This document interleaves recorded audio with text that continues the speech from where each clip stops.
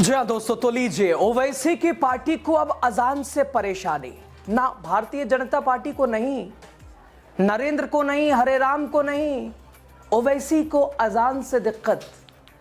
इधर Y+ सुरक्षा मिलते ही MIM की अख्तरुल ईमान ने खोल दी पोल।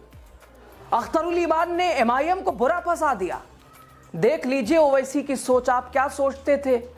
ओवैसी क्या निकले, उनकी पार्टी क्या निकली? कल तक आप सोनू निगम और ना जाने कैसे कैसे किससे आप सवाल पूछ रहे थे। आज आपका दिल जिस पे आने वाला था या आ रहा था, अब वापस आप बैकफुट पे यू टर्न आप ले लीजिएगा। क्यों, बताएंगे आपको। नमस्कार, आप द राजनीति बिहार का विशेष सेगमेंट देख रहे हैं। मैं हूं आपके साथ यासूब रजा। दोस्तों, असदुद्दीन ओवैसी साहब को आप जानते हैं, ऑल इंडिया मजलिस इत्तेहादुल मुस्लिमीन, मुसलमानों की बात करने वाली पार्टी, मुसलमानों के हक हुकूक को लगातार सड़क से संसद तक उठाने वाली पार्टी। और आधार क्या है उनका? यही। लेकिन अब जब पैर पसर रहा है, मुसलमानों का दिल ओवैसी की तरफ डाइवर्ट हो रहा है, तो अब ओवैसी की सोच, MIM की सोच उजागर हो रही है। और आमतौर पर राजनीति होती क्या है, पॉलिटिक्स, आप देख कर समझ जाइएगा। कोई अपना नहीं, कोई सगा नहीं। दोस्तों, जब अजान को लेकर सोनू निगम ने एक टिप्पणी की थी, बहुत विवाद भी हुआ, उन्हें झेलना भी पड़ा। और देख ले, अब तो दुबई जाके वहीं सुन ही रहे हैं अजान वो। उस वक्त वारिस पठान जो के MIM के प्रवक्ता है, बड़े गुस्सा हो गए थे कि अरे सोनू निगम ने ऐसा कह दिया, वैसा कह दिया, क्या क्या बोला इन्होंने, मानसिक संतुलन हिल गया है। पहले आप सुन लीजिए क्या कह रहे थे सोनू निगम के अजान के बोल पर खुद MIM के वारिस पठान। आज बताइए, हमारा मोहल्ला है, 500 मीटर के लोग हमारे मस्जिद में नमाज पढ़ने आते हैं और अजान ऐसी दे रहे हैं आप कि लगता है कि 3 किलोमीटर दूर तक आवाज जा रही है। ये मुनासिब अमल नहीं है, ये मुनासिब अमल नहीं है। देखिए साहब, सोनू निगम फिल्म इंडस्ट्री में जाना माना ड्रग एडिक्ट है। कुछ साल पहले ये हिंदुस्तान छोड़ के, इंडस्ट्री छोड़ के चले गए थे अमेरिका। अब वापस यहाँ पर आए, इनके पास ना काम धंधा है, ना कुछ काम है इनके पास। आज ये इस तरह की बेबुनियाद बेतुकी बातें करके लोगों में सांप्रदायिक हिंसा फैलाने की बात कर रहे हैं। इन्होंने कम्युनल डिसहार्मनी क्रिएट की है लोगों के रिलीजन के बारे में। इनको क्या पता है रिलीजन के बारे में? क्या जरूरत है इनको इस तरह की बेतुकी बातें करने की? मेरी तो ये मांग है सरकार से कि इनका मानसिक संतुलन चेक कराया जाए और इनको कम्युनल डिसहार्मनी क्रिएट करने के जुल्म में बुक किया जाए। इनके खिलाफ सख्त से सख्त कार्रवाई की जाए। ये कोई अच्छी बात नहीं है कि अगर कोई कहेगा कि सोनू निगम तुम लाउड स्पीकर पे गाना गाना छोड़ दो, तो क्या ये गाना गाना बंद कर देंगे? तो इनको क्या अधिकार है किसी की रिलीजन सेंटिमेंट को हट करने का? ऐसे व्यक्ति को, ऐसे शख्स को सलाखों के पीछे डालना चाहिए जो कम्युनल डिसहार्मनी बढ़ा रहा है हमारे देश के अंदर, और सख्त से सख्त कार्रवाई करनी चाहिए। He has lost his mental imbalance।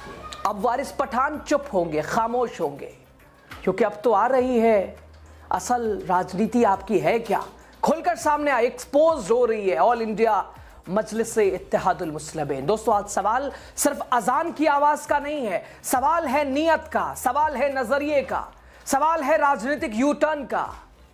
जो नेता कल तक मुसलमानों के हक हुकूक की बात करता था, सबसे ऊंची आवाज बनता था, आज वही नेता अजान की आवाज पर नसीहत दे रहा है।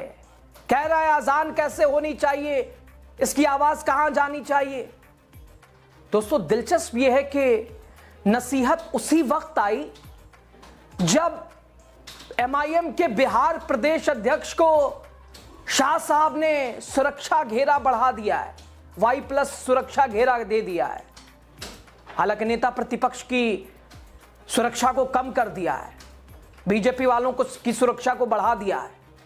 और उसी बढ़ोतरी में शामिल हैं अख्तरुल ईमान, बिहार के MIM प्रदेश अध्यक्ष। तो क्या सत्ता की सुरक्षा ने आवाज की सियासत बदल दी क्या? और क्या MIM के नेता अब वही भाषा बोलेंगे या बोल रहे हैं जो कल तक दूसरों की सोच कह के खारिज करते थे, उसी आधार पर राजनीति करते थे? सवाल क्या ये वही अख्तरुल ईमान है, ये वही MIM है जो खुद को मुसलमानों की आवाज कहती थी, या फिर Y+ सुरक्षा मिलने के बाद उनका स्टैंड बदल चुका है और अब हो गया जितना करना था, अब तो जगह मिल गई, जगह बना ली।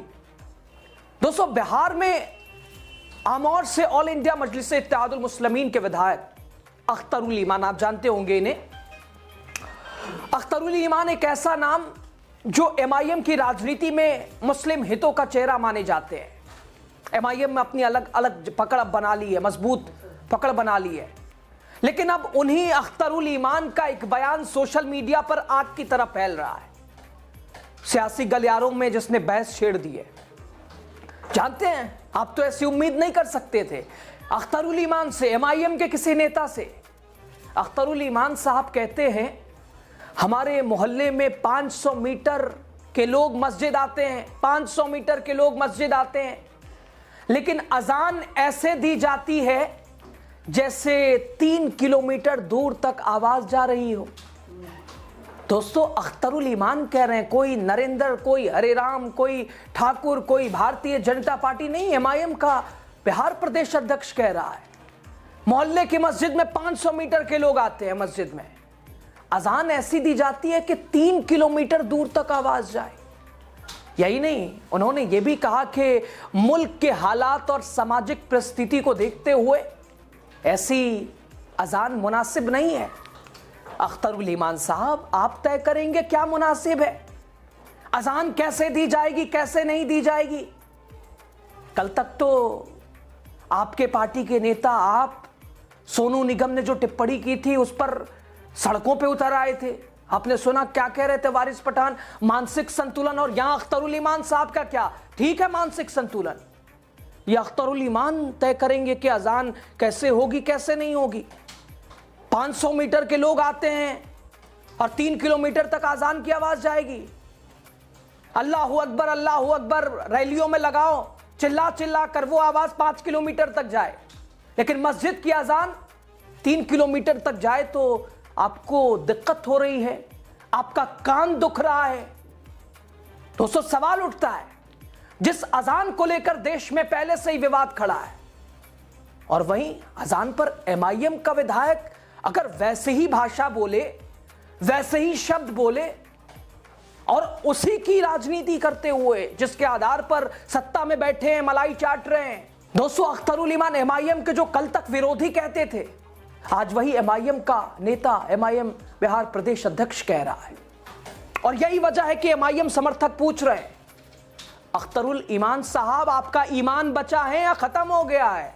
Y+ सुरक्षा ने उस ईमान के ऊपर कब्जा कर लिया है। और आप में और सोनू निगम में फर्क क्या है, अख्तरुल ईमान साहब बताइए। दोस्तों, राजनीति के जानकार मानते हैं कि यह सिर्फ धार्मिक बयान नहीं, बल्कि यह एक राजनीतिक संकेत भी है, क्योंकि ठीक उसी वक्त अख्तरुल ईमान को सरकार ने दी है Y श्रेणी की सुरक्षा। गृह विभाग के निर्देश पर अब उनके साथ 24 घंटे सशस्त्र सुरक्षा कर्मी रहेंगे।